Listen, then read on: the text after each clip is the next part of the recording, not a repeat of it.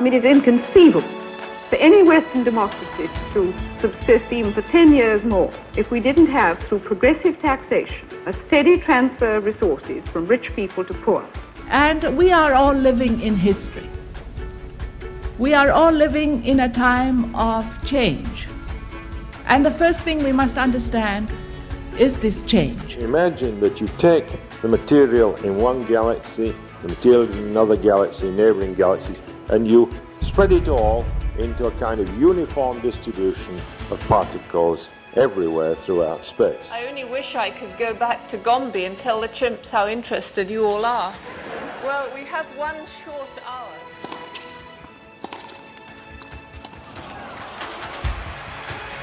Economists imagined all human beings are just money-making machines, nothing else. All they do in their lifetime make money. And that's the goal of their life. That doesn't sound like a human.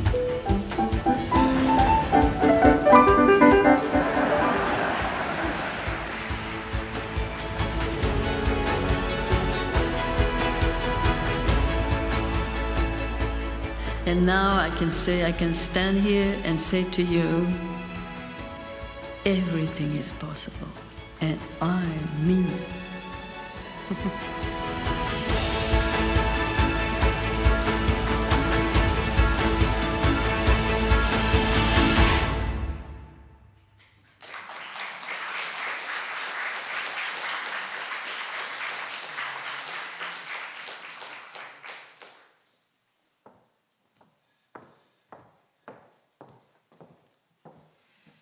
Good evening. Bienvenue. My name is Nala Ayad. I'm the host of Ideas on CBC Radio 1. And I'm really honored to be your MC tonight for this special event, the 70th Annual Beatty Lecture at McGill University.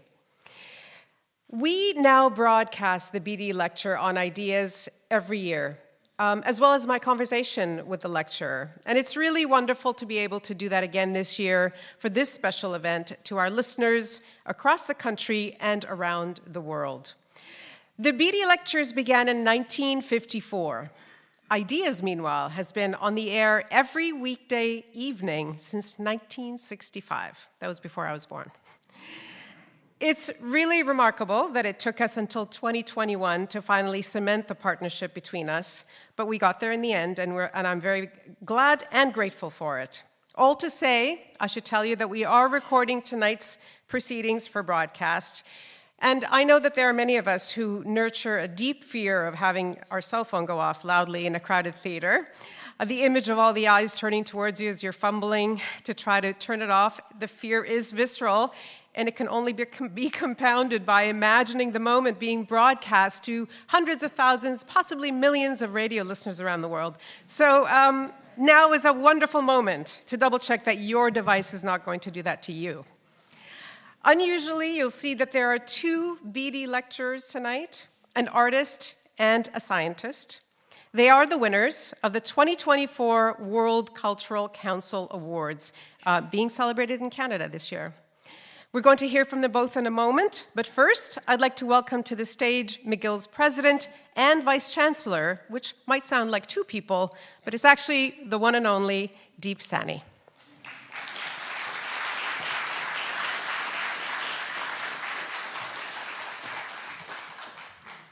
Thank you very much, Nala, and bonsoir à toutes et à tous. What a pleasure it is to have you here. I want to begin by acknowledging that McGill University is on land which has long served as a site of meetings and exchange among indigenous peoples, including Haudenosaunee and Anishinaabe nations. We acknowledge and thank the diverse indigenous peoples whose presence marks this territory on which peoples of the world now gather. May I say to all the McGill alumni joining tonight in this lead up to the McGill's homecoming celebrations later this weekend, bienvenue chez vous, welcome home. This is always a very special evening at McGill, and I am so glad that you can join us today. Established as an endowed lecture with an international focus in 1954, I just realized today that Beatty Lecture and I were born in the same year. The Beatty Lecture was named in honor of McGill's former Chancellor, Sir Edward Beatty. As the video that you just watched attests, over the span of 70 years, the Beatty has become one of Canada's most important public lectures. Some of the world's greatest thinkers and the most renowned change makers have stood at Beatty podium. A wonderfully diverse group, they are united by one common thread, their unshakable dedication to fostering dialogue, expanding knowledge, and making the world a better place for all of us. I know that our speakers tonight will be no exception. We have the special honor to hear from two remarkable individuals, author, playwright, and filmmaker Cónal Creedon, and evolutionary biologist Eske Willerslev. This year, the Beatty Lecture is presented in partnership with the World Cultural Council. At a ceremony tomorrow, the World Cultural Council will bestow the 2024 Leonardo da Vinci World Award of Arts on Mr. Creedon and the 2024 Albert Einstein World Award of Science will be bestowed upon Professor Willerslev. My congratulations to both of these remarkable individuals.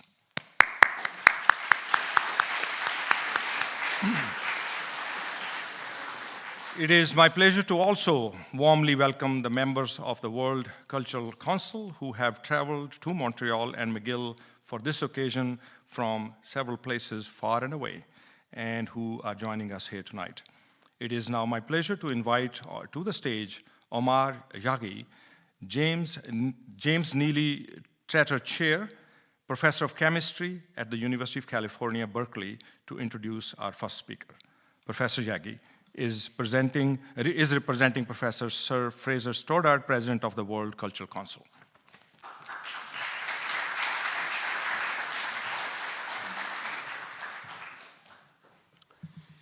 Good evening. I'd like to read a statement on behalf of Sir Fraser Stoddart, the President of the World Cultural Council. Dear President Deep Saini, Provost Christopher Manfredi, dear colleagues and friends, it's a great pleasure for the World Cultural Council to celebrate the 39th award ceremony at McGill University, one of the leading seats of learning in Canadian and indeed in the world. We are delighted to enhance our relations with such institutions through a higher event that underlies our common values and joint effort directed towards the benefit of humankind. These aims blend perfectly with the vision of the World Cultural Council, which seek to contribute to a culture which brings the inhabitants of this planet towards a better world, in which all differences are respected, a culture that promotes progress and fulfills our life with enriched attainments. I am well aware of the historical dimension of your university, which was founded over 200 years ago when McGill College was granted a royal charter as an institution of higher learning. I was delighted to be invited to the award ceremony, but I am unfortunately unable to attend. I would nonetheless like to thank you again for hosting this event. I would like to express my gratitude to the university authorities and staff. I would also like to thank Aloha Communication for sponsoring the World Cultural Council social media presence. Tonight, we will recognize two outstanding role models, Professor Eske Willerslev, who has made pioneering discoveries in the field of evolutionary genetics during his highly fruitful and successful career. His work helps us to better understand the origins, interactions, and adaptation of human population groups. For this achievement, he has been selected as the winner of the Albert Einstein World Award of Science in 2024. Cónal Creedon, a novelist, short story writer, playwright, documentary filmmaker, essayist, and collaborative artist, has been awarded the Leonardo da Vinci World Award of Arts 2024. His creative work have enlightened our understanding of the human condition and constitute a significant contribution to the artistic legacy of creative expression. The two prize winners, I think, represent ideally the objectives and the aims and the aspirations of the World Cultural Council to recognize and to reward their academic achievements at the early stages of their career. We will also recognize 4 highly promising young Canadian researchers whose bold vision and hard work have set them at a young age on a path to push back boundaries in art and science. May these young scholars, all of us, for that matter, be living models of the creative intelligence and rich human qualities emerging from university campuses, not only as competent professionals, but also as exemplary citizens with a deep sense of ethics. As I said before, it would have been an enormous pleasure for me to be with you to congratulate the laureates in person, though this message I can at least send across the distance from Hong Kong, all by my wholehearted congratulations and admirations. And needless to say, I agree with every single word Sir Fraser Stoddart is expressing. Cheers, Eske, cheers, Cónal, and cheers to the young, talented special recognitions. Thank you.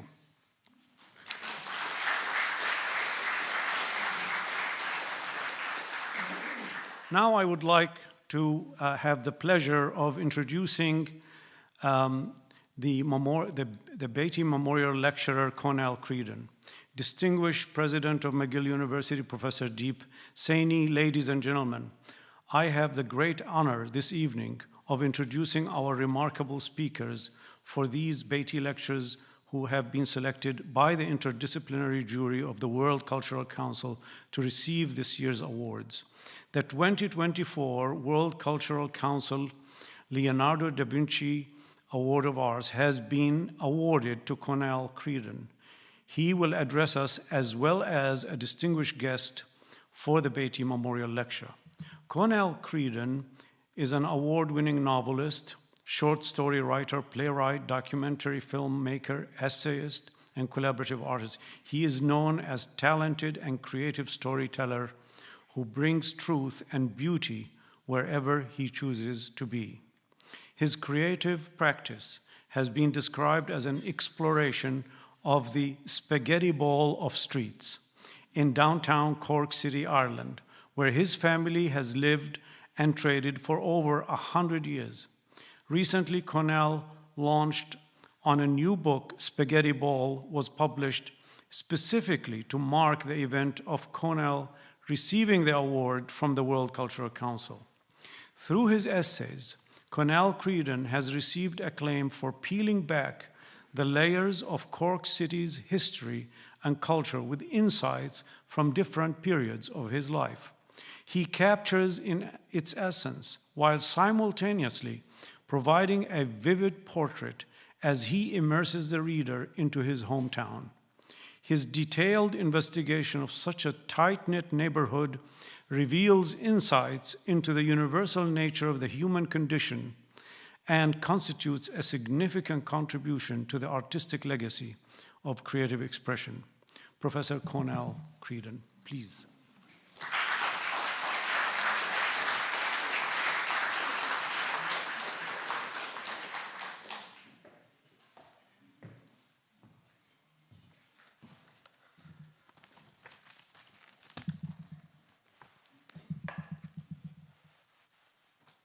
Glasses.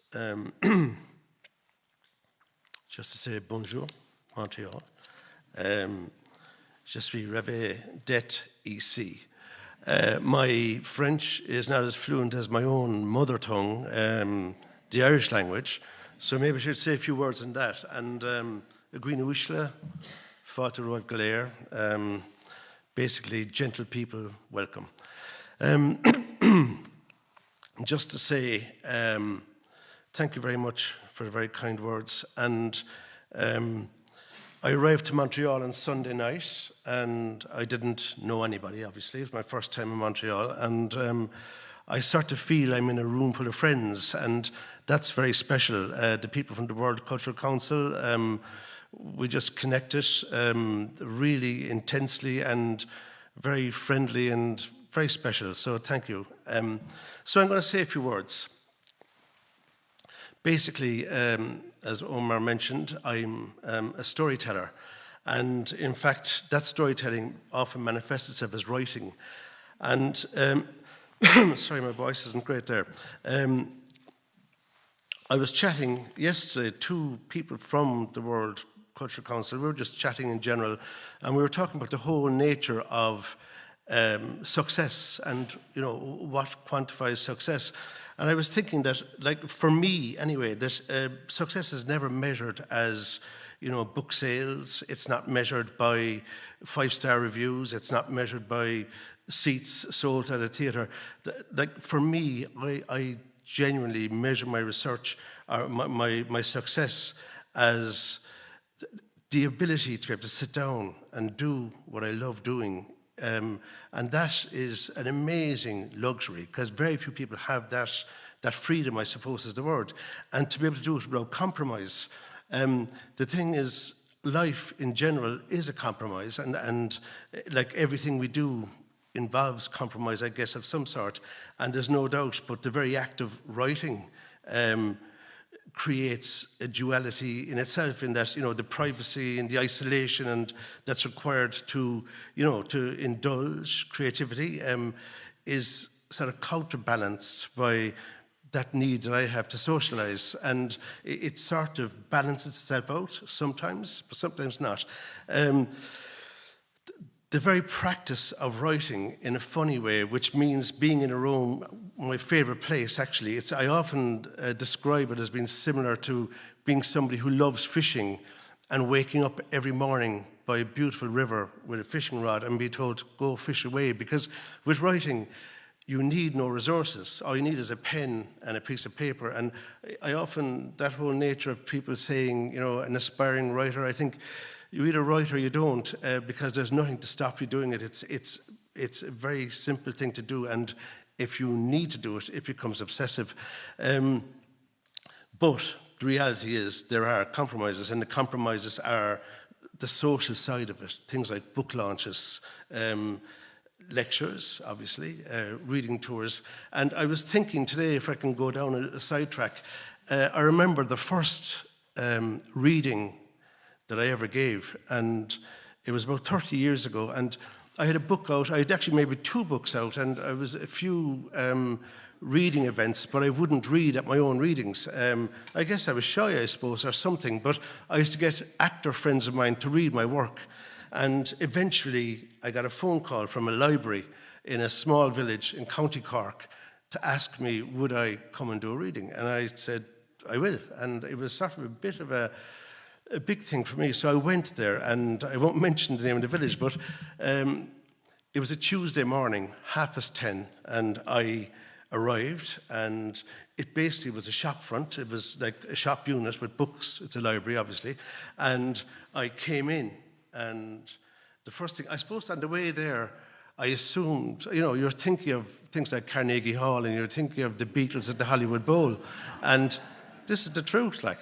And so I arrive in, and there's nobody there, you know, and I started to think, okay, what am I going to do here? And 2 things, I couldn't very well leave because I had been asked to do it, and then it would look like I didn't turn up, but I didn't want to compromise the librarian by, you know, making her say, sorry, I couldn't get anybody. And I didn't want to compromise myself either by saying I couldn't get anybody. So I arrived in, and I was sort of looking at the books, like A for Aardvark, and I was working my way around to, like, I suppose, Z for zoology. And the librarian was obviously saying, who is this guy? Because she would know the locals, obviously. And she said, are you okay there? And I said, I'm fine. Fine, absolutely fine. And she said, you know, can I help you? I said, but I'm just wondering, you know, was there supposed to be a reading here this morning, right? And she said, no. And I said, oh, good. So that was me off the hook.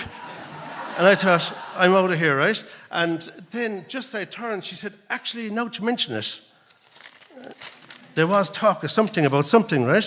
And I was saying, well, you just said there wasn't. And she said, yeah, but there was. And I said, I was trying to get out. And she came outside the counter. And when we got to the door of the library, the front door opened out. And there was a small elderly man there with a flat cap, and he was smoking a cigarette.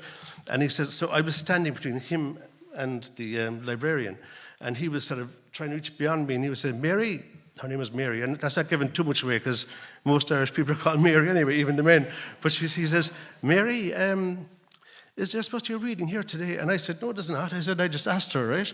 And she said, God, you're getting very uppity. And I said, no, but I just asked you, and you said there wasn't, right? And she said to him, so, Jerry, why did you think there was a reading? And he said, well, it was down at the post office, and somebody in the post office said there was a reading. And I was saying, Jesus, what did the post office know about anything? I said, in fairness, I said, they'd be better off like delivering the letters to me down there, telling people this. And she was saying, you're getting very odd. And I said, I'm sorry. I said, but I asked you, and you said there wasn't. And it went down this way. And as it happened, then he stood in. And as he did, there was an inside door and an outside door. The inside door, he closed it. And on the back of the door was the poster. And they said, there it is, right? And the poster was there, and it was like reading the library. I won't mention where, because we'll all get sued. The library, my name, and the date, right? And she said, there, I knew I saw it somewhere. But the problem was, there was a photograph of me in the middle of it, you know? And she said, show us. She said, that's you, she said. And I said, no, it's not. Like, what do you do? Like, you have to lie sometimes. And then he said, that's you, all right, he said. And I said, show us. And I said, oh, actually, maybe it is right. And she said, are you here for the reading? And I said, yeah. And now this was my first reading, and I realized it was her first reading too. And then she said, so what do you want? What do you need? And I said, well, an audience would be a great thing, right? And then she said, Jerry, will you be the audience? And he said, sure, I have nothing better to do, I may as well. And so she gave us these two seats. They were like little mushroom, like toadstools. It was in the kids' department, right? And not a department, the kids' corner, right? And so we were sitting down, and then I realized it was Jerry's first reading too, because he kept saying, what? And I was saying, can you hear me? He said, this ear is banjaxed. And I said, how's your other ear? And he said, the other ear is fine. I said, well, come over this side. So he came over here, and I was reading, and it was my first reading. I was very nervous, and it was very much a case of the cat sat on and he was saying, do you know what's going to happen next? And he was sort of second-guessing the story. And I was saying, I do. I said, I wrote the bloody thing. I know exactly how this is going to end, right? I said, there's no ambiguity in this thing. It ends. And at the end, and I was thinking, maybe he's right. I don't know how, readings are supposed to be. Maybe he's right and I'm wrong. And she kept coming over saying, so lads, how's the reading going? And I was saying, best reading I was ever given anyway, to tell you the truth. And that was the truth, right? But I suppose the point I'm getting at, really, because I'm trying to go in and curly tails, and I shouldn't have went off there, but three things sort of crossed my mind, and I suppose looking out here is what reminded me of that story.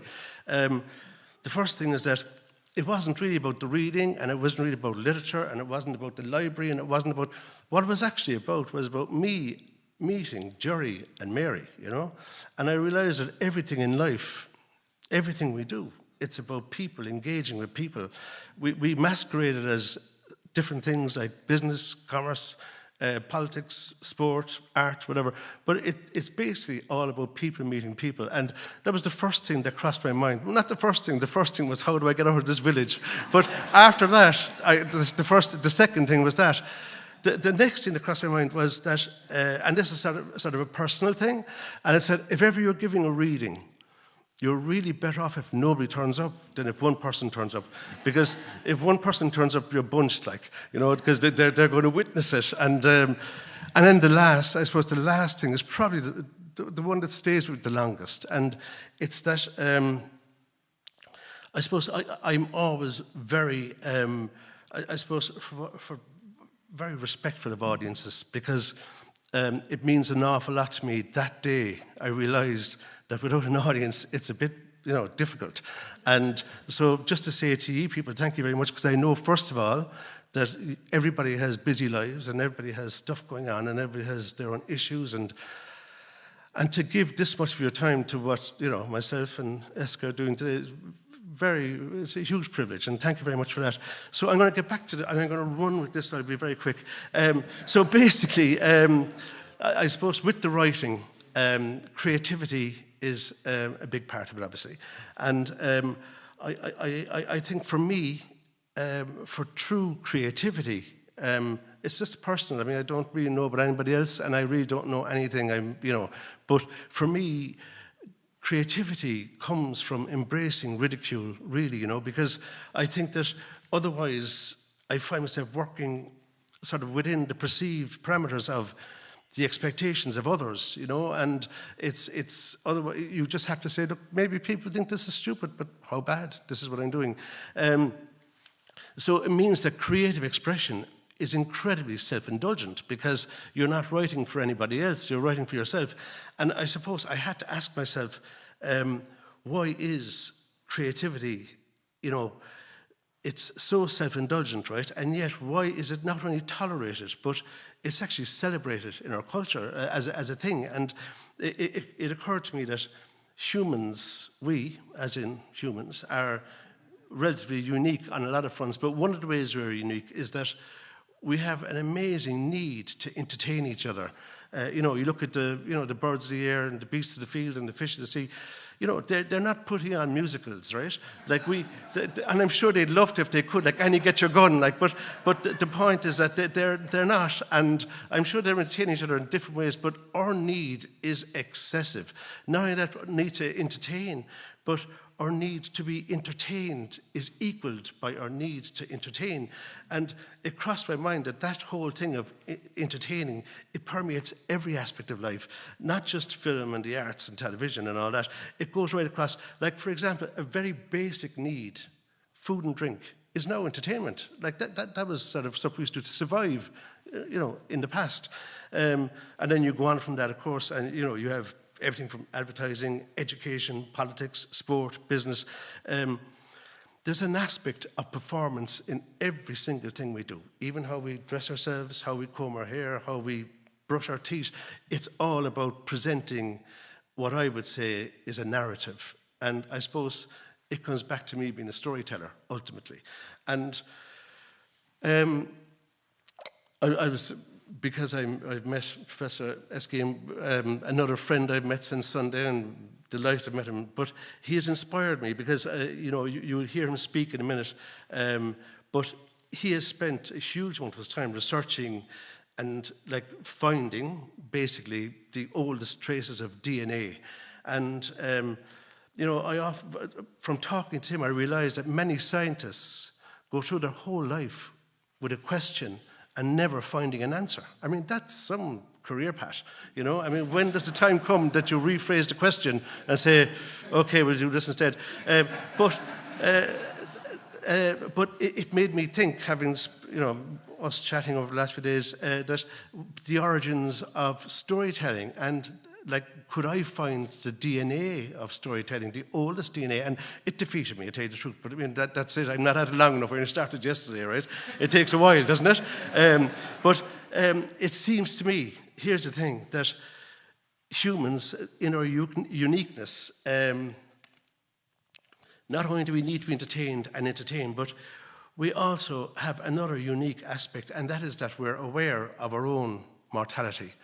And I think that maybe the need to entertain and awareness of our own mortality could be sort of linked, because it's about creating enough white noise to distract us from, take our mind off the inevitability of our own mortality.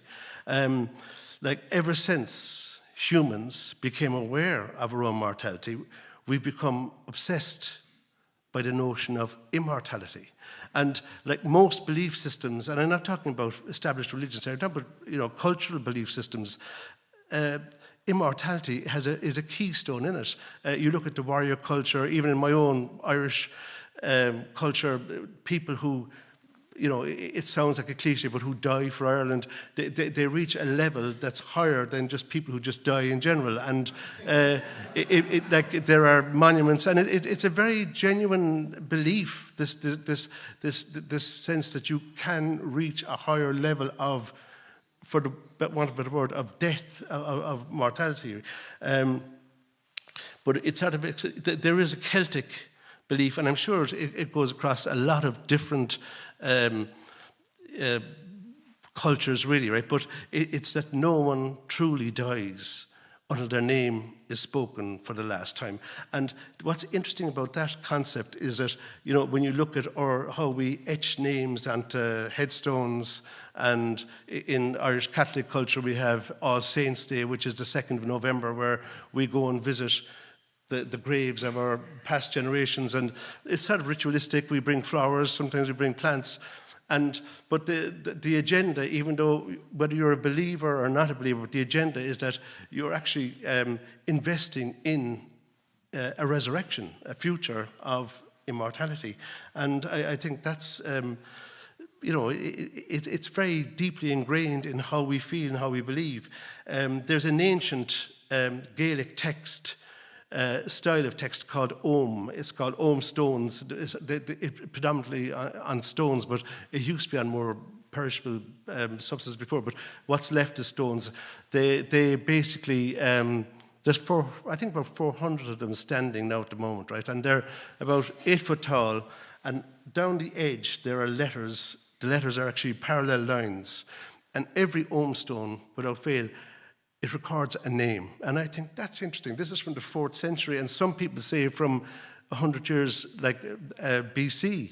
Some of these stones, even though it's 2,000 years ago, in their local townlands, people identify exactly who that person is. They know what battle he died and where he's buried. It may not even be true, but there's a collective, I suppose, memory. And I think that what I'm actually getting at is that maybe that is why the storyteller, the question I posed earlier, right, that's why the storyteller is held with such reverence and such high esteem in our culture, because the storyteller, and this isn't about me, but it sort of is, you know, but the storyteller is the keeper of the flame. And like in a secular sort of way, the storyteller can give a level of immortality to not just fictional characters, but to an era. You know, you read about Dickens, you read Joyce, you even read Filth by Irving Welsh or whatever. Like any era can live on in immortality on the strength of the storyteller. And I suppose that's it. It creates an immortality, and I think it's probably sad it may seem, but sometimes the storyteller becomes more important than the story they tell. What I'm going to do very briefly, I'm going to read a very short extract, and then I will be finished. Woohoo! So basically, this is the very last page of my novel called Passion Play. Passion Play is 25 years old, believe it or not, this week. It's just one of those novels that just keeps generating interest in my little life, and people around me continually come back to me about it. And I suppose, but anyway, the point is that it's a tragic story. It's the story of a man who takes his own life on Good Friday. His name is Pluto, Paul O'Toole. And as you know, Pluto is the god of the underworld, as opposed to Jesus, who's, it's Good Friday.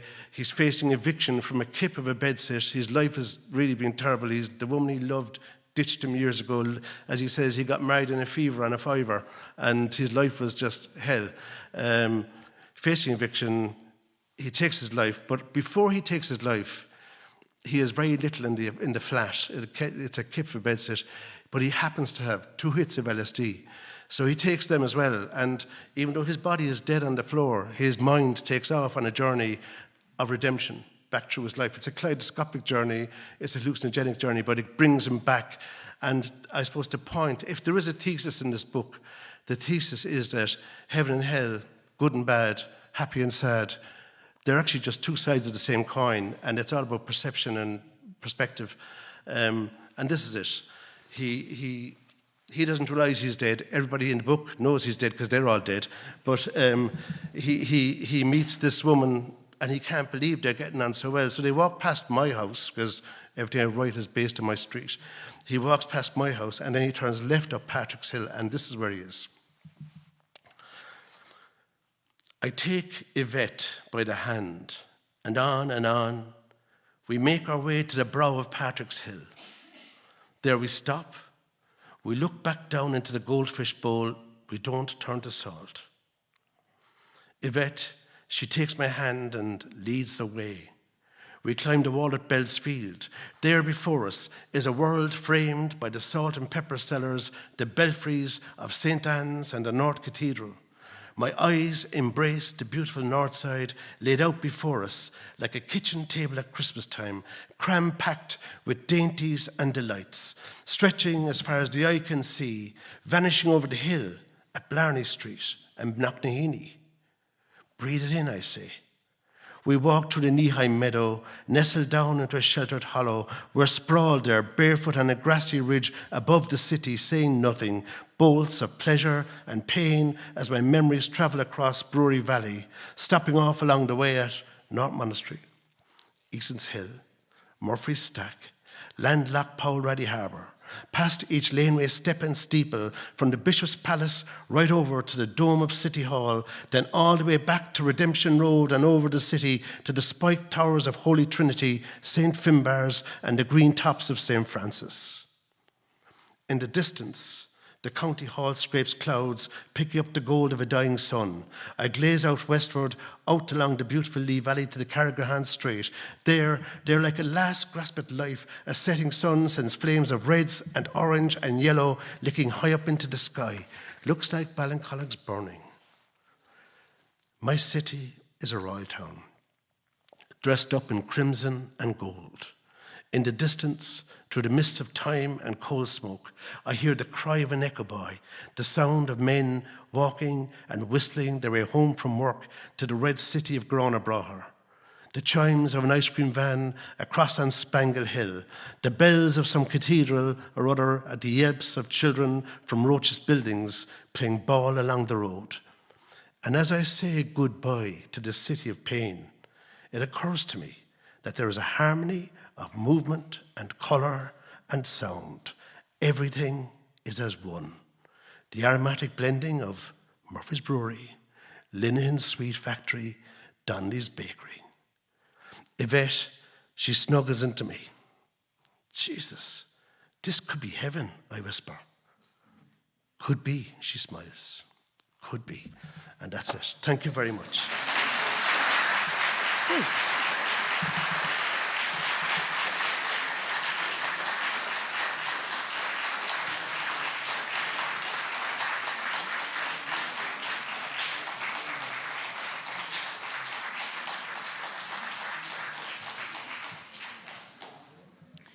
Thank you, Cónal, for delighting us with your stories and inspiring us to think. Thank you. The interdisciplinary jury of the World Cultural Council comprises more than 200 distinguished personalities from 35 countries representing science, education, and arts. This esteemed group has selected Eske Willerslev, Professor of Evolutionary Biology at the University of Copenhagen, and Prince Philip, Professor at the University of Cambridge, as the winner of the Albert Einstein World Award of Science for 2024. Professor Willerslev is credited with establishing the field of environmental DNA as a revolutionary means of understanding ourselves as humans and the world surrounding us. He and his collaborators have shown that our species has been mobile as far back as we can track human history, and that the world we know today, with populations located in specific geographical areas, is, for the most part, very recent. We as humans are all closely related and share a common past and history. His broad scientific impact forces us to rethink the origins and evolution of human groups, languages, and behavior. His discoveries have influenced how scientists approach indigenous communities. He has respectfully worked alongside indigenous peoples on several continents, and his findings have resulted in the repatriation of various human remains to their rightful descendants. He has written popular books and articles to bring modern science to lay audiences. In short, he is a true ambassador for modern science. Eske.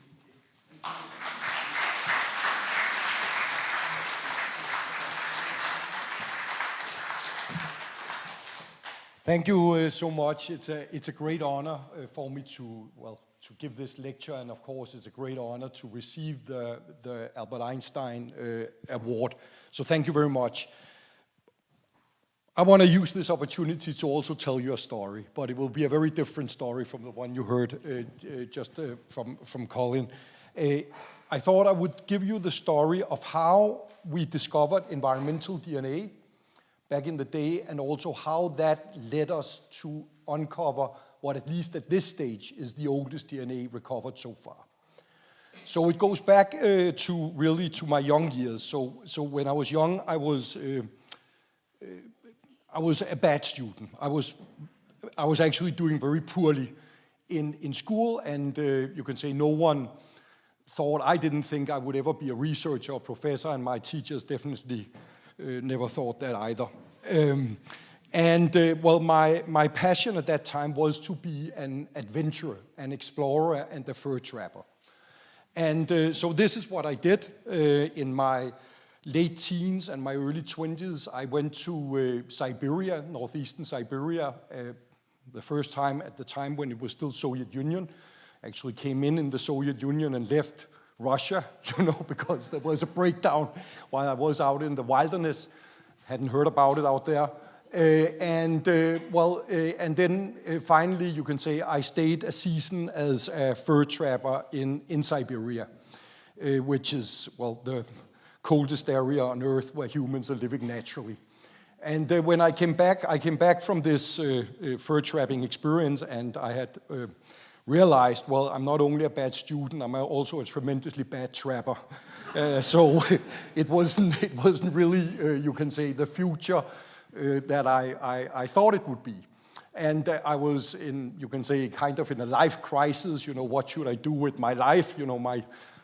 I wasn't good at school, and my dream of becoming an explorer and trapper was falling to the ground. And I started, studying at the university biology, because, as your parents says, you have to have an education, you have to have some kind of safety when to return on. And I really disliked going to university, and the reason being that, both university but also other schools, because we always learned about what other people have done, right? I don't know if you remember that yourself. You're reading about the achievements of other people. Pretty boring, right? It's not you who's doing it. And then when you do experiments, right? I'm sure most of you here have done it, right? You do experiments that thousands of people have done before you. I mean, you know the result already, right? I mean, why doing the experiment in the first place? And so I found it tremendously boring, but all this changed when I did my master project, because when you do your master, that's the first time where you're allowed to basically ask a question yourself you want to address, right? And you have to create an experiment trying to address this question. And for me, I wanted to do ancient DNA. There was no ancient DNA laboratory in Denmark where I did my master. And the field was in a great crisis at this time. This was the late 90s. It had turned out, people had all kinds of claims of DNA surviving tens of millions of years in amber-entombed insect, dinosaur bones, and magnolia leaves, and it all turned out to be contamination. I mean, false positive results. Super embarrassing, right? Published in Nature and Science, and it was all wrong, right? So that was when I entered, and I said, I want to do this anyways. And, my supervisor said, this is a very, very dodgy path to take, but, whatever. But, of course, I wasn't famous, and nobody knew who I was, so I couldn't get bones, right? People obtained DNA from bones and teeth, and I couldn't get any bones and teeth that was of any value. And I met this old professor, and he said, what about looking at ice cores? DNA in ice cores, and it was actually quite a clever idea, because, these ice cores that are drilled from Antarctica and Greenland, right? What is ice, glacial ice? It's actually snow that has been falling down from the sky over time, and then under pressure it turns into ice, right? And his thought was, maybe microbes are falling down together with the snow, and you can then use the ice cores to reconstruct microbial diversity. So me and my master, I did a master together with another guy called Anders Hansen. Well, we used 2 years to try to get DNA out of our ice cores, right? 2 years of hard work. And our master project actually became, we showed for 2 ice core samples that you could get DNA out of fungi and algae that had fallen down, right? And it got published in the Proceedings of the National Academy of Sciences, which was, for a master project, a pretty good journal, right, to get into. And for me, this was the moment where I just knew I wanted to become a scientist, because those of you who are scientists, I'm sure you can resonate with this, right? But that you make a discovery, it might be quite small, but it's changing the way we're looking at something, right? Maybe a little bit, maybe not very much, but a little bit. And it's you who did it, right? It's not somebody else you read about in a book. It's actually you who did it. And it was the first time anybody had ever obtained DNA from ice cores. And then the problem was, at that time in Denmark, there was very little money for science at that point. That has changed now, fortunately, but because of Novo Nordic. So I couldn't, even though it was published in this journal, and I got a very fine mark and all that, I couldn't get money for a PhD, right? There was no money for a PhD, so I had to wait 1.5 years. And what happened? Well, there was a group in the US, a group in France, a group in Russia, of course, took up, now your paper is out, right? So they were running with this ice core genetics, and when the money finally came in after 1.5 years, well, you had lost the competition, right? It was gone. So science is also about this, right? It's about getting funding at the right time. So I had to come up with something else. Now we had the money, but the idea was gone, right? And I was still not famous enough that anybody would give me important bones or teeth, right? So I had to think, I thought, well, I have to come up with something that is material, that there's tons of, that no one cares about, right? So, and I thought, what could that be? And then one autumn, just like now, really, I'm standing looking out of the window, right? And I see this woman coming walking with her dog on the street, and the dog takes a crap on the street. And at the same time, you see the leaves just like now, right? They're falling down right from the trees, hitting the ground. And suddenly it hit me, well, we know there's DNA in the dog poop, right? Because it has come through the intestines. We know there's DNA in the leaf, right? But we also know after it's rained next time, the dog poop is gone, right? And after a few years, the leaves are gone. We know that. What I asked myself is, what happens to the DNA? Could the DNA actually be preserved in the sediments somehow? So I went to my supervisor and said, well, what do you think about this idea that we could look for plant and animal DNA directly in sediments? And he said, I never heard anything as stupid in my life. And that because the notion was that DNA is very unstable, and of course it will be degraded. We all knew that there was a lot of bacteria in the soil. That was not a problem, but they are living, right? But that dead things could survive in the soil without being degraded or chewed up with bacteria was just ridiculous. That was the thought. But luckily, you can say sometimes you should, if you think you have a good idea, well, you have to stick with it, right? So I said, well, okay, maybe it's stupid, but I want to test it off. And then I thought, well, if this should work, where should it work? Well, we know that, well, we have a chemist here, right? We know, at least that's what I learned in school, that if you have low temperatures, chemical reactions happen slower, right? So it means if you go to soil which is cold or very frozen, like permafrost, right? I mean, if it's not working there, it shouldn't work anywhere, right? At least it should work there if there's any reason in this. So I actually contacted, from my days as a fur trapper and explorer, a Russian geologist who was working in those regions, and he came to Copenhagen bringing these permafrost samples with him. And first I thought, well, you have to, of course, what's the chance of an animal in the past taking a poo exactly here, 20,000 years ago? thought, well, it's probably quite small, right, after all. So I thought we would need to have huge amounts of soil, right? But all DNA, when you extract DNA, this is all based on DNA extraction from bacteria, right, and fungi, where you have millions, in a gram of soil. So all extraction methods was based on these tiny amounts of soil.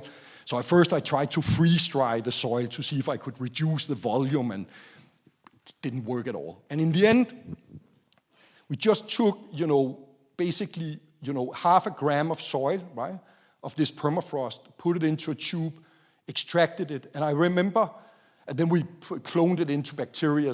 That's the way we did it back then. Now it's much more sophisticated, but in order to separate it out. And then you can compare it, to all known DNA sequences. But this happened, I remember, Christmas Day, right? So everybody had left for Christmas, the lab. So I was sitting there alone, and we got these sequences back, right? And then you take your computer, and then you blast them, right? You compare them to all known DNA sequences in the world. And so then it just came out: woolly mammoth, bison, reindeer, lemmings, hare, enormous amount of plants. I mean, you basically reconstructed major parts of the ecosystem from half a gram of soil, right? And I was like, this is crazy, right? So what we got samples sent from New Zealand, which is unfrozen, from caves, right, in New Zealand, and did the same thing. And there the DNA came out of the moa birds, the extinct moa birds, the flightless birds that lived in New Zealand before. And of course, at that point, we knew, well, this is a winner. Then I took soil from, surface soil, modern soil, right, where you could identify, using classical methods, you could identify what plants are living in this fraction of the soil. And you took soil out, sequenced it, and matched it to these plants that were living, right? And it matched, right? So it was beautiful. It was incredible. But the crazy thing is, well, now we got these, and we published it in Science and back in 2003. But scientists are very conservative people. And nobody paid attention to it. It was an amazing result, right? You could reconstruct entire ecosystems from a piece of bloody dirt, right? From the past. What people have used so far at this point, pollen diagrams that you find over here to the plants, and then you find, maybe if you're lucky, a bone over here, and then you try to connect the two and say, well, I think that mammoth had something to do with the plants I find 200 kilometers away, right? Here you had the whole ecosystem. Though the DNA you found in that soil sample, all those animals are together with those plants, with those microbes, with those whatever, at that time, at that spot in time, which is pretty remarkable thing. But people didn't pay attention. And nevertheless, I could stand here saying how exciting it was. And it's quite interesting because, well, I was, I think, more or less the only one working on this for the next 10 years. And then suddenly there was a quite famous ecologist, French ecologist, Pierre Tabellet, who actually kind of took notice of it. And then he named it. He named it environmental DNA. And suddenly it exploded. So science is also about, I guess you can say branding or whatever you would call it, right? I had never thought about that. Well, science is science, right? But branding names and that kind of stuff. But that's also very important. Anyways, then it took off, and now, of course, people have looked at this environmental DNA, and you find it all over the place, right? So you find it, if you go and take a water sample from a lake, right? You can reconstruct not only what is in the lake, of fish, etc. If it's a smaller lake, you also can reconstruct what is living outside the lake. It's flowing in the DNA. It's incredible. Even you can find, if you have like a small lake, you can find the DNA of the deer that either were drinking in this lake or were swimming in it, right? If you go and do it in the ocean as well, you can find out what fish are there. We have done experiments where we have had divers going into the ocean, right? Monitoring what kind of fish are there after we took the sample. And we find all the same fish as well as some that the divers never saw, right?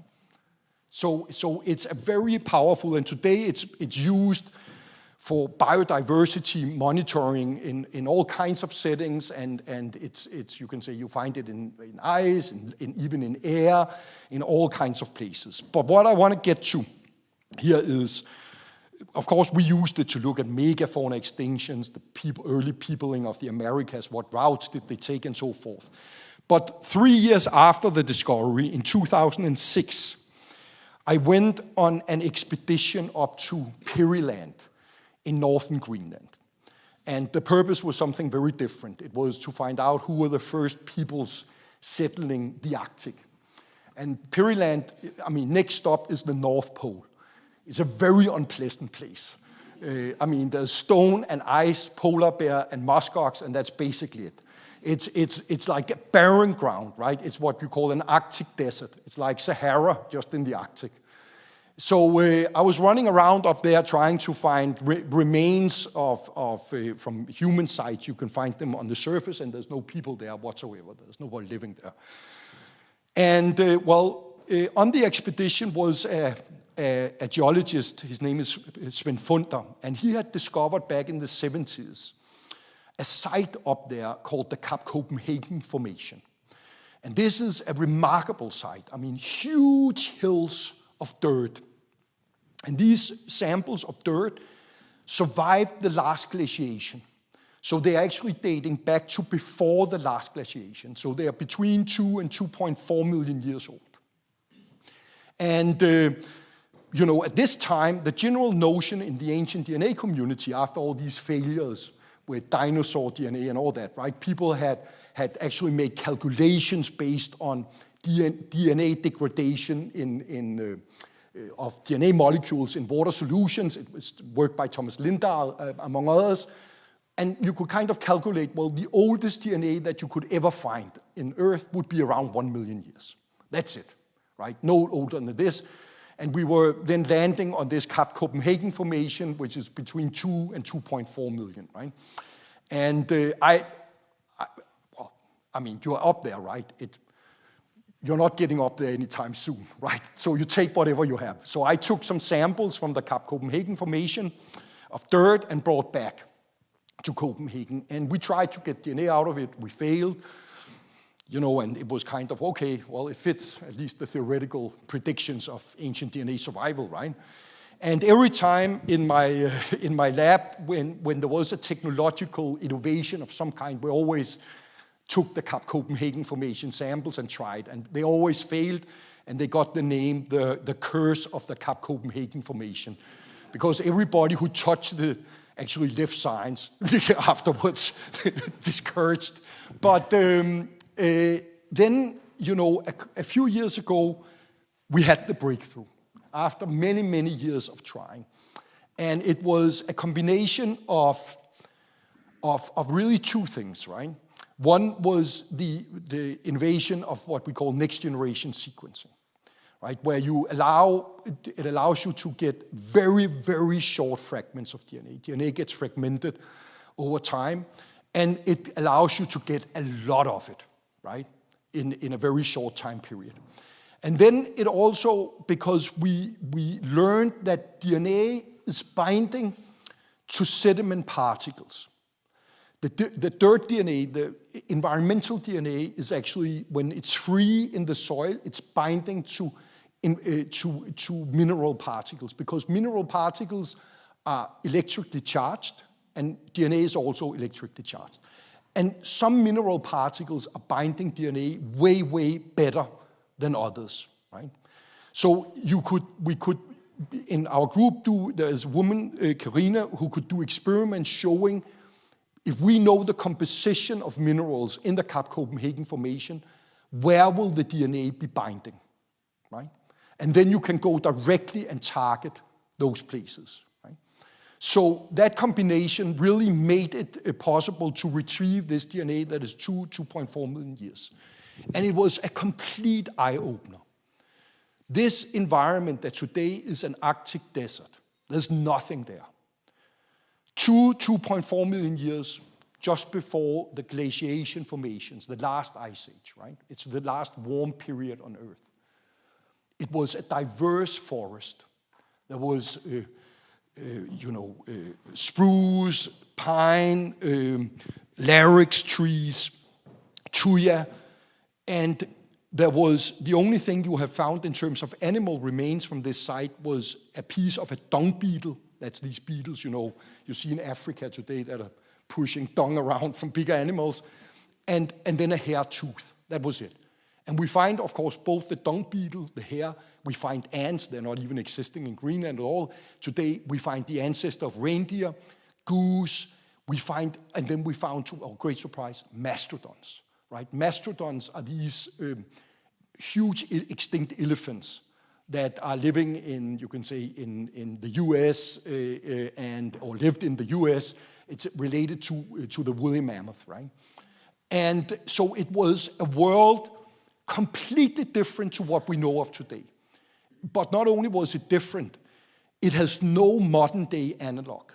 So it's a mixture of species that we today associate with the Arctic, together with species that is today associated with the temperate zone, in a combination that you don't see anywhere today in the world. So what could we learn from this? Besides, well, it's exciting. We could go back to before the last ice age for the first time and look at the molecular biology. Well, this result, together with many other environmental DNA results we have got, tells us that when you have climatic changes, right, when things were warmer, back then the temperature was 15 degrees Celsius warmer in northern Greenland, every time you see these shifts, right, where it's getting warmer, nature responds in different ways. It's not like, well, now we are returning, as we are facing now, global warming, right? And then we will get the same as what we saw before it was warm the last time. It's the same with the cold. So every time you have these kind of cycles, climatic changes, you can say there's, of course, a response by nature, right? Nature is responding, but it's actually not the same response. So what does it tell us? Well, the bad news here is it tells us it's actually super unpredictable what will happen, right? Because of global warming. So it's not enough that what people basically have done so far, where they sit looking at the niche of a certain species and then say, well, the temperature is changing like this, well, we move it up here, right? It's not how it works. It's way more complicated. Things are getting together that was not previous together. So that's the bad news about this. And of course, you can say, if you don't know what to expect, well, it's also pretty hard to mitigate it, right? In any timely manner. The good news, however, is, well, we know that nature is responding. We know that nature has been responding, and we know, of course, because of Charles Darwin, we know, well, species are responding through mutations, adaptive mutations, right? And we know from the environmental DNA work that new organisms and species are getting together in new ways, right? So, and nothing is as efficient, you can say, as nature in responding to climate change. And the environmental DNA record holds the blueprint for this change, right? So if we can go back, you just imagine, if you go back in different time periods, right? Different time slices and uncover the environmental DNA record, right? You can actually get a toolbox from the DNA of what is possible adaptive changes. And those adaptive changes, whether it's organismal compositions or whether it's mutations, genetic adaptive variants, you can, of course, play, if you want, try to incorporate that into existing species to make them more climate sustainable. And this is what we are trying to do now. So we are facing a food crisis in the world because of climate change, right? So we have generated these monocultures of food, right, of crops, and you can say, well, the problem is we have kind of favored, you can say, output over everything else, right? So we have said, okay, we would just give them enough fertilizer and pesticides and water, well, then it's fine, right? They can grow. The problem is it's not working anymore. It hasn't worked, you can say, in terms of pollution and biodiversity, it hasn't worked for a long time. But even if we take that aside, it's actually not working anymore because the crops can't handle these climatic changes that are happening, right? So the question is, how can we get around this, right? If we don't handle it, people will starve, right? So it's pretty serious. And well, what our approach, we'll see how it works. We've just started. But it is to say, okay, let's use nature's own solutions, right? Through the environmental record from different time points, different types of climates of the past. And then breed these things into the crops, as well as getting the microorganisms that you see in these systems, or also other plants, into the ecosystems around the crops, and try to make more sustainable food sources this way. And I believe in it. Well, we'll see. The reviewers didn't, but we got the money anyways. Yeah. Yeah. So I think that's it for me. Thank you very much for your attention. Yeah.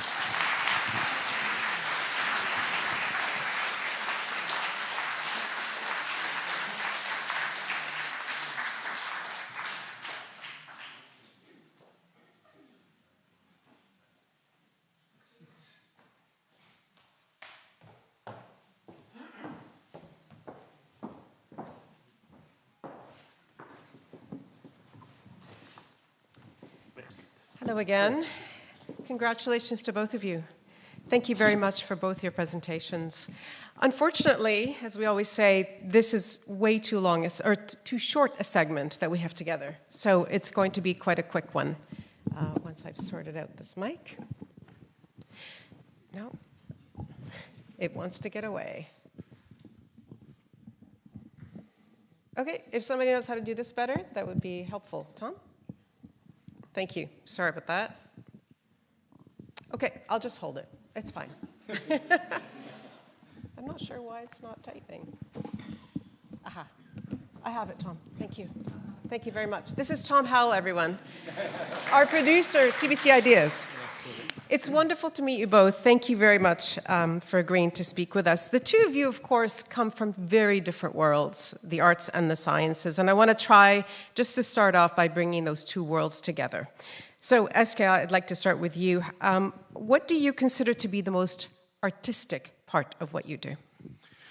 Well, I mean, I think for me, science is a very creative process, and it's actually what I love about it. And you know, if I shouldn't have been a scientist, I would probably have tried my luck with the arts instead. And I think when I talk to my colleagues, this is often what I hear, you know, that they would have tried to be writers, painters, or something. So I think it is kind of the same mindset, really. So even though you can say it's expressed in different ways, I actually think we are quite similar. Oh, yeah. I'd like to hear more about that. Yeah. But first, Cónal, if I can ask you, anything scientific about what you do? Not particularly, I would say. But what I will say is, I remember coming across Eske's work and reading up about when this whole thing came together, and I found it fascinating that one of the things he said. Yeah. One of the things that he said was that his imagination was his salvation. And truthfully, for me as a writer, I wouldn't see myself as a writer because it's I think it's a very lofty position. But at the time, thinking that that was my salvation too, creativity. So if that's a link, I don't know, but you know. Well, let's delve into imagination because it is a large part. I mean, you write both nonfiction and fiction. Yeah. Imagination is required for both. Can you speak to just how much imagination plays a role in what you do? Well, I always think that my best fiction is in my memoir, and my best factual stuff is in my fiction. Okay. You know, I find that when I read back some of my fiction, I think I know exactly what's happening there. Whereas, you know, so yeah. Eske, could you speak to how much imagination played into the success of the work that you do? Well, for me, it's extremely important. It's interesting that, I mean, I always, when we start something, I imagine, you know, it comes from an imagination of something. I have to be honest and say very often my imagination turns out to be false. It's actually the norm. And this is how, I guess, science works, right? It's where you start something because you have an idea that maybe it will show this or show something like that, and then I would say 95% of the time, you know, I'm actually wrong. It shows something different, but you can say where I have been fairly good of getting it is to hit the right overall field. I mean, so the imagination was correct on the really broad scale. It's just my details were terribly wrong in my predictions. So, but it is, that's how I work. I work by imagining, the worlds, or how I kind of see it as a picture out there, more or less blurry, right? Yeah. So, yeah. I suppose part of the imagination led you to the belief that there's a frontier, as you called it, that has not been discovered and that it hadn't been mapped. And so, Cónal, at the risk of asking you a question that's maybe outside the scope of this conversation, is there a frontier in your work that you think that hasn't been mapped that you'd like to still tackle? I think every day, like every time I start writing something new, or even something when I pick up something that I've been working on for a long time, it always seems brand new to me, and I always don't even trust that it's going to be any good. I'm not talking for a public, but for myself, that I won't be. So every day is a new frontier. But can I just say something, sit on a sidebar? Yeah. I think you're an incredible teacher. Honestly, I would listen to you forever, and for something, right? You too, mate. Something that is, predictably a very complicated subject matter. It's like I'm right in there with you, and I think incredible. You have an amazing knack. There you are, my friend. Wonderful. How do you manage, Cónal, the relationship between the irrational and the rational parts of your brain? Well, the irrational wins every time, That's the truth of it. The rational side, I haven't found it yet, and God knows I've been looking for it. The truth is that everything I write is about my little street, and it came about, I think, because I opened a laundrette in the mid-'80s, and my view of the world was through the width of a door onto my street, and it was pure frustration. And I think that's so. I think my creative practice is irrational because of that, because it's very narrow, and yet because of that it's very wide, because it digs deeper. It's like your DNA, it gets deeper and deeper and deeper, and well, it's not the intention, but I think it might expose more than a big broad pit, canvas. Eske, the same question: the irrational and the irrational, how do they play in what you do in science? Try to be rational, right? but I'm not sure how well it goes. I mean, it's for me, it's about you can say you get ideas, right? And you test your ideas, and some of them pays off. Some of them I see it as I'm putting out 20 ships, right? And 10 of them are sinking, right? 5 are coming into shore, really. And then there's a few maybe that land, and it's super nice. So that's how it works, right? I mean, as a scientist, you go with your data, right? That's how it is. So you can say it's the idea, that's the creative part, and how you try to test your idea can be a very creative part. But after that, you can say it becomes a matter of getting data and then see what the data shows, right? And I guess your career speaks to how important the gut, though, is in following your gut in science. Yeah. I mean, yes. Yes. I mean, for me, that's how it works. Okay. I think people do it very differently. I mean, there's some of my colleagues that are thinking of it very differently, right? Some of them see it's like there's a need for this, for example, in the community. Where is the need? And then they think about how can I address the need, right? Yeah. I always have gone with kind of, well, I think this is fascinating. Well, I hope somebody else thinks that too, kind of. Eske, just staying with you for one more second. Yeah. Cónal in his lecture said that everyone is presenting a narrative. I'm wondering if you could speak to whether you are a storyteller as well, or whether you are more of a story seeker. Well, it's difficult, these questions you're coming with. In 20 minutes or less. No. Is it over soon? No, we're good. We're good. Yeah. Well, I think it's both, really, right? I mean, I think I'm seeking stories, right? Because of course, what you want when you work with the past as a scientist, you try to reconstruct the past as good as you can, right? That's the aim. You will never probably end up doing it exactly how it was, but we believe we are getting closer and closer, right, to do these reconstructions. And that's kind of your aim, and there you're searching for the, you can say, for the truth, I would say, right, for what happened. Then when you get the results, and when you go to a scene like this here, for example, right, then it becomes, of course you want to tell people about what you found and this truth, but it also becomes a storytelling, right? I mean, you saw that. Well, then I talk about my failed childhood or whatever it was, right? Try to make it interesting, right? So it's part of the storytelling, right? Yeah. So it's, I guess it's both, right? Yeah. And Cónal, just as a follow-up to what you were saying about how we're all engaged in entertainment, we're all performing at all times of day and night, I just wonder if you could speak to what's most important to you when you think about the nature of the entertainment that you're giving people. Well, truthfully, the most important thing, I think it has to be engagement with, it has nothing to do with what I do, really. It has to do with engaging with people. Mm-hmm. And it's a real thing.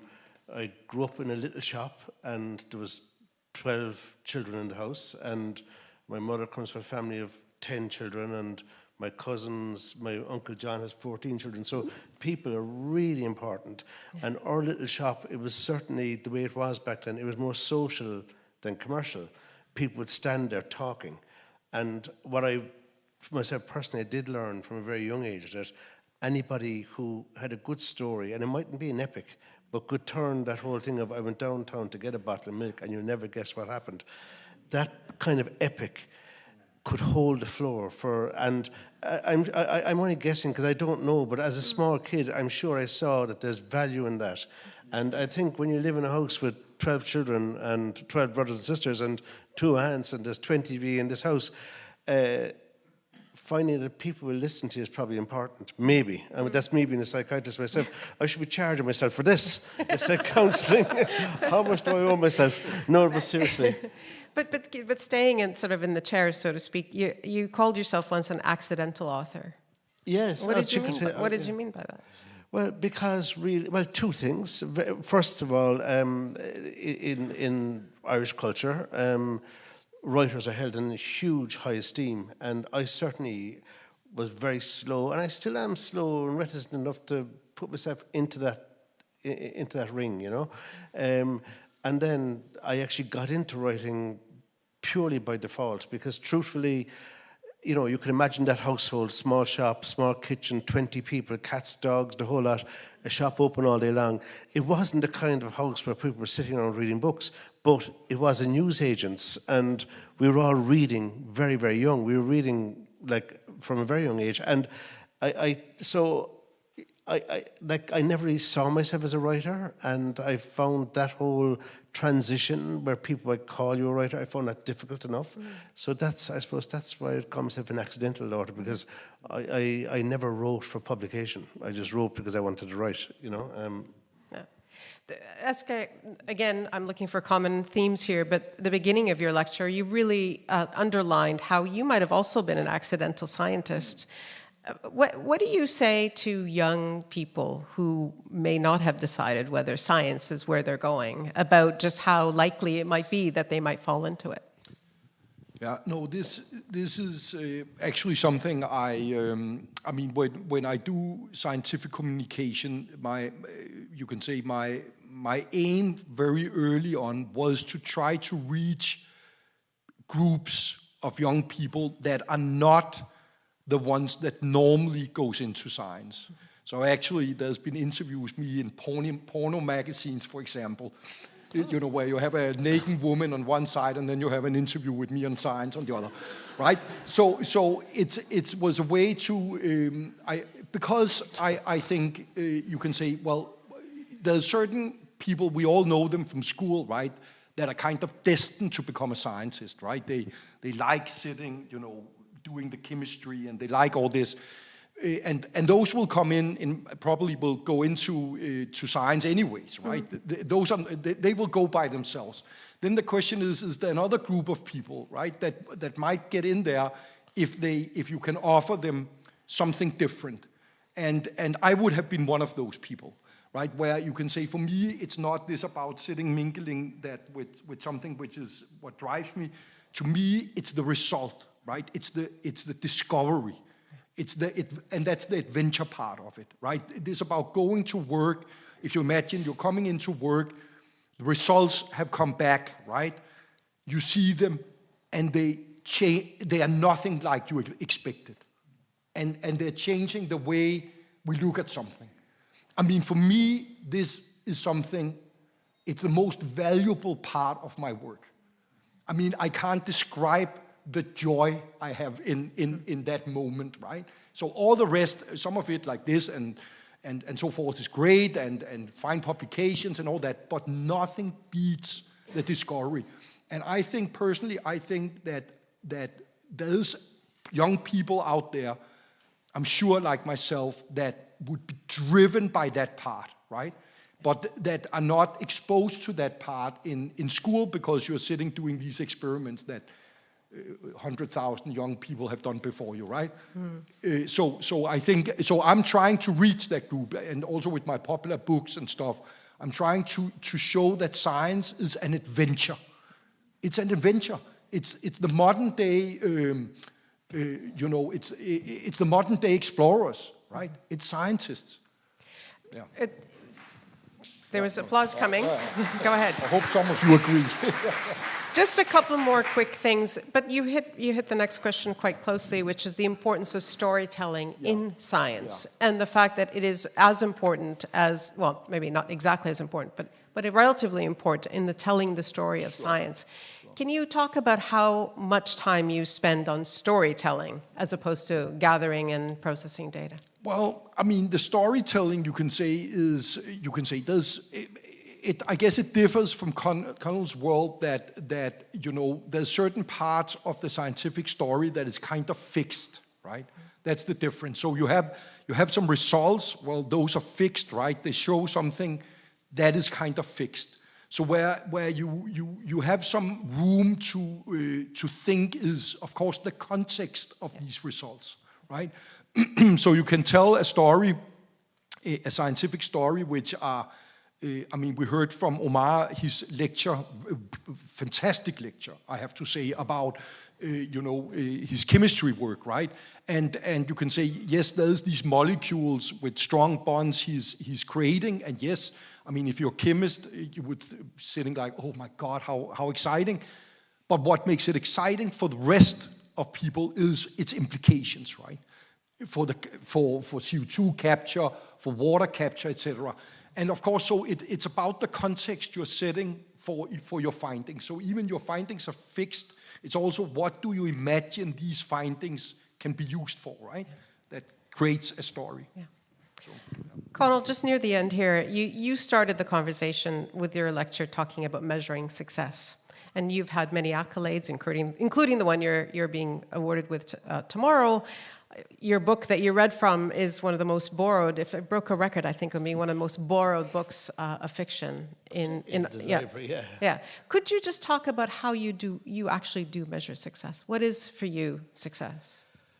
Well, realistically, and this sounds like it's made up, but truthfully, what drew me to writing at the beginning was that whole thing of being able to sit down and put one word after another, not the physical ability, but that headspace. And in fact, when I had the laundrette, it got very busy for me very rapidly because I started writing radio drama, and I got a feeling I'd probably written more radio drama than probably anybody in the world, about 80 hours of it, right? And I used to write a half-an-hour drama every single week. So I moved from my laundrette into the car outside the laundrette, and I was writing there. And at that moment, that is when I'm happiest, And there's that sort of feeling. Sometimes it's not really, it's hard to quantify it, but basically life gets in the way of it. That's the truth of it. And I often see that it's a bit like, an obsessive compulsive, I won't say disorder, but it's an obsessive compulsive order in my life that I just want to do this and everything else gets in the way. But that's okay too, because you need that sort of balance of, because there's another part of me that loves socializing. So I really love being on my own, and I love being with people. It causes a big crisis for me, really, to tell you the truth, you know. Imagine. So, success is to be able to be on my own with a crowd of people around me and writing. Never happens, you know. I'm not successful. I wish you that one day. Last question for both of you. There's an Australian art critic named Robert Hughes who said, "The greater the artist, the greater the doubt." And I wondered, you know, maybe if it applies to scientists as well, and I imagine for writers. So what would you point to, both of you, as the most important doubts that fuel your work? Eske first, and then Cónal. Well, I mean, for me, I'm trying to change the field, take a very strong change in direction of my research approximately every 10 years, right? I'm not that old, but I've done it a few times. And I would say at that stage, it's quite, you can say, scary, because you need to make a decision, right, where you are turning your whole lab from one focus to another focus, right? And if you get it wrong, right, it's actually really bad, right? And it's not only bad for you; it's actually bad for a lot of people, right? So it's a really big decision making, and that's where you can say it's not about a detailed study. It's about, you know, moving into a new field, right? But I have to do it because it's.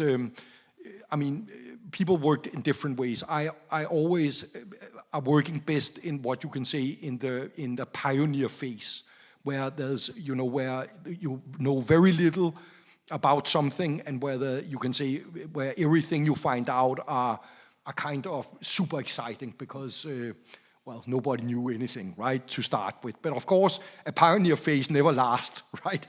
At some point it becomes a non-pioneer and a red ocean, and then that's when I'm shifting. And in those times I definitely have doubt, I would say.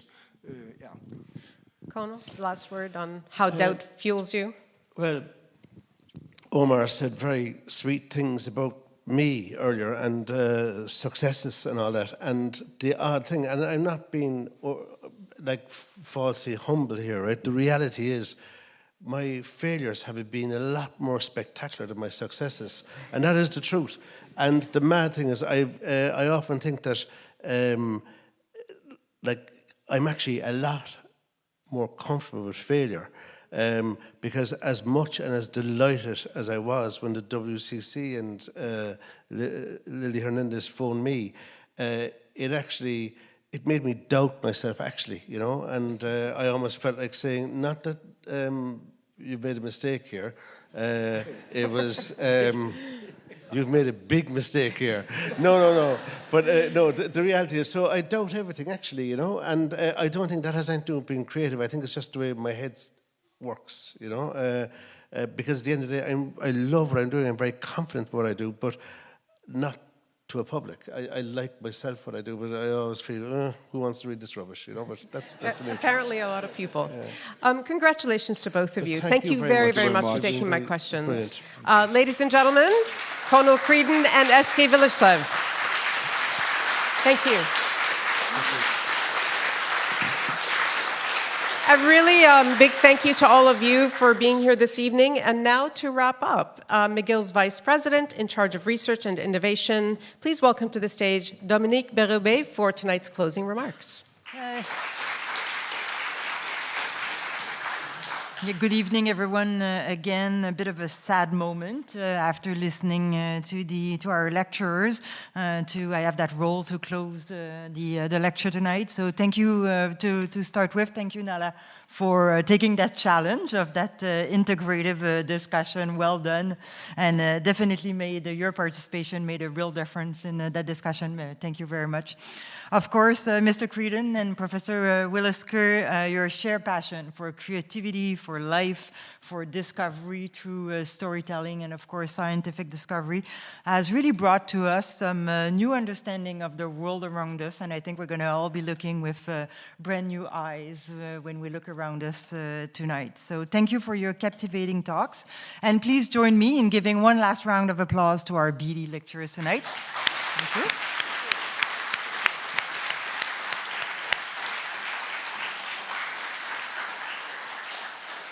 So just a few thanks again. So the Beatty Lecture is organized by, of course, Research and Innovation in collaboration with University Advancements and uniquely this year, the World Cultural Council.